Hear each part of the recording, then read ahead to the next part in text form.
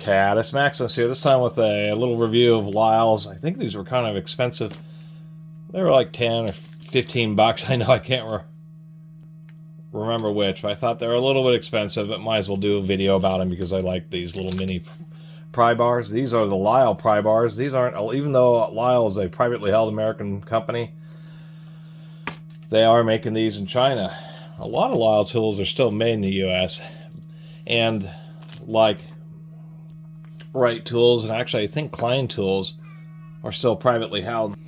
Anyway, enough about that. Just disappointing that something so simple as mini pry bars they would choose to make overseas. I have a Max set, but I lost them somewhere. The Max set comes with this, I guess this would be 1/8 inch, with a straight hook and a slightly bent hook like this Lisle. This Lisle set comes with an 1/8 inch bent hook, and it looks like a 3/16, so they'd be like a 3 and a 4 millimeter. So they give you a smaller one and a slightly bigger one. That's why I got it, because of the Mac tools is this one, this size, both in straight and bent.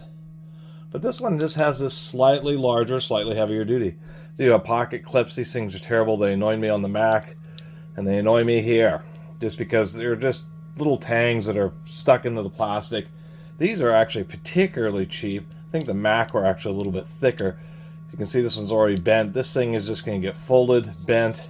You end up with this little tab here, and sometimes this tab comes out of the plastic and you have to hammer it into a new side or in a new position.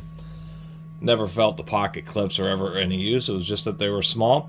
I will give these guys credit for, on one of them, the smaller one, I guess you don't need it on both, but it kind of would have been nice to have it on both so you could stick these and hang them to your toolbox. Of course, this is just a little magnetic pickup tool. It is a little nub that sticks out, which makes it pretty good for picking up stuff. But this, as we look, we can see that it is, of course, a nickel-plated neodymium, which is a rare earth ceramic-based magnet. You drop this and it hits the concrete right on that magnet, it is going to chip and break it apart. So I kind of would have rather had them mount the magnet flush with the back of the screwdriver. That way it would have been just a little bit more protected and still offered just about as much pickup ability. Other than that, I still think these are kind of neat. Just like having, little flathead screwdrivers as pry tools. The only difference is, of course, these are already kind of pre-bent to give you a little bit better access. And of course, little pry bars like this are great for a million things, from taking apart electronics and everything from laptops to working on wiring harnesses and automotive and electrical systems. It's actually pretty surprising what just a nice little tool like this is. Anyway, I don't like the little pocket clips at all. So much so that I'm going to go ahead and remove them. I was wondering where I was going to get a pry bar to remove these with. I'll have to admit that that's actually pretty well stuck in there. I don't think this is actually going to pop out of the plastic. I think it's going to be the situation involving the latter, where the thin piece of metal ends up just fatiguing. Anyway, I just don't like them very much, and so I'd rather have that little booger on my handle than having this little clip.